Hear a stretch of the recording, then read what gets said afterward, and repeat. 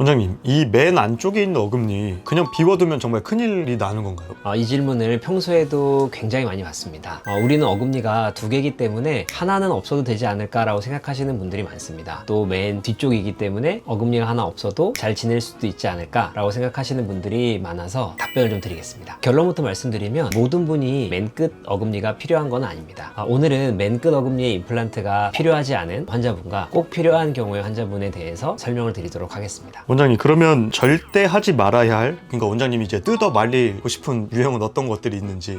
우선 절대까지 말씀을 드리는 경우는 많지는 않고요. 안 하셔도 좋을 것 같다라고 말씀을 드리는 환자분은 첫 번째로는 70대 이상의 고령의 환자분, 또 그 중에서 전신질환이 많으신 분들한테는 권해드리지 않습니다. 당뇨가 심하시거나 아니면 골다공증이 있으시거나 혹은 심장질환 같은 것들이 있는 경우에는 맨 끝 어금니가 생겼을 때의 득보다 수술하면서 고생하시게 될 실이 더 크다고 판단이 되어져서 이러한 경우에는 두 번째 어금니를 수복할 필요가 없다라고 말씀을 드리고 있습니다. 두 번째로 저장력이 약하신 60대 이상의 여성 환자분들께 두 번째 어금니를 하지 않아도 괜찮다라고 말씀을 드리고 있습니다. 아무래도 소화력이 좀 떨어지기 때문에 질기거나 단단한 고기 같은 것들을 잘 안 드시는 경우가 많습니다. 따라서 저장력이 약한 경우에는 맨 끝 어금니를 회복하지 않아도 괜찮다라고 말씀을 드리고 있습니다. 지금 이 환자분 같은 경우에는 21년도에 저희 병원을 내원해 주셨던 환자분이셨습니다. 오른쪽 아래 어금니가 완전히 상실되어 있는 상태로 내원을 해주셨는데 육안 소견을 봐도 뒤에 어금니가 전혀 없는 상태로 내원하셨습니다. 환자분의 연령을 고려했을 때 70대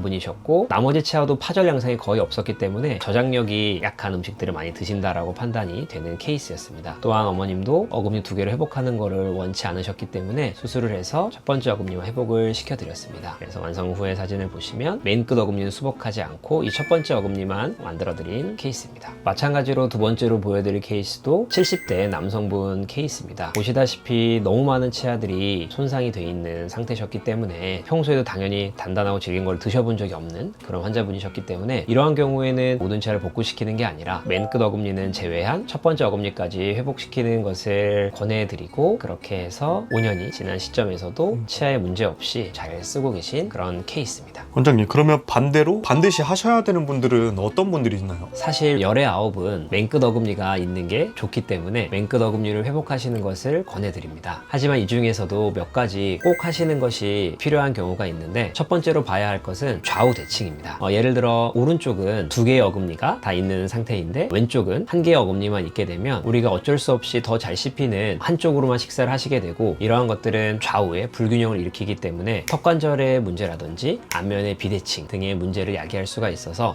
가급적이면 좌우의 균형을 맞추는 것을 권해드립니다. 두 번째로는 씹는 힘이 평균 이상으로 강하신 분들에게는 두 번째 어금니를 꼭 하셔야 된다고 말씀을 드립니다. 간혹 연세가 많으시지만 단단하거나 질긴 것들을 좋아하시는 분들이 있습니다. 이러한 경우에는 씹는 역할을 앞니가 대신 해줘야 되기 때문에 뿌리가 약한 앞니는 그 힘을 감당하지 못하고 부러지거나 깨지는 경우가 많이 생길 수가 있어서 오히려 전체 치료 계획이 더 커질 수가 있고 많은 치아들이 망가지는 원인이 될 수가 있어서 저장력이 강한 분들께는 두 번째 어금니가 꼭 필요하다고 말씀을 드리고 있습니다. 원장님, 근데 이게 없어도 사실 생활할 때 큰 불편은 안 느껴질 수도 있다 보니 이거를 미루는 사람도 있는데 그렇게 미루면 나중에 좀 복잡해질 수가 있나요? 경우에 따라서 몇 가지 문제가 생길 수가 있는데 첫 번째로는 맞은편 어금니가 있는 경우에 아래쪽 어금니를 회복시키지 않는 경우인데요. 이러한 경우에는 짝이 없는 맞은편 어금니가 밑으로 내려오게 됩니다. 결국엔 이 치아의 수명이 줄게 되고 건강하고 튼튼하던 치아가 같이 망가지는 현상이 생길 수가 있습니다. 두 번째로는 조금 전에도 말씀드렸던 좌우의 균형이 안 맞는 경우에는 아무래도 어금니가 많은 쪽을 더 많이 식사를 하시게 될 거고 턱관절에 문제가 생기거나 혹은 한쪽 턱 근육만 발달해서 안면에 비대칭이 일어나는 경우가 있습니다. 세 번째로는 씹는 힘이 강하시고 평소에 씹는 걸 좋아하시는 분들에게 생길 수 있는 문제인데요. 어금니가 하나 없게 되면 우리가 10번 씹어서 삼켜야 될 음식을 15번, 20번 씹게 되고 그러면 이러한 과정에서 치아는 충격을 많이 받게 되는데 너무 많은 힘을 받게 되면 치아가 금이 가거나 파절되는 경우가 생길 수가 있어서 두 번째 어금니를 회복시켜 드리는 것을 권해드리고 있습니다. 원장님, 근데 제가 이 실제로 어금니 말고 이 어금니 옆에 치아 이게 없는데 저 이거 없이 지낸 지 지금 한 4년 됐거든요. 근데 이렇게 어금니가 아니더라도 꼭 치료를 해야 되나요? 맨 끝 어금니가 아니라 그 앞에 치아가 없는 경우는 무조건 해결을 해야 하는 케이스입니다.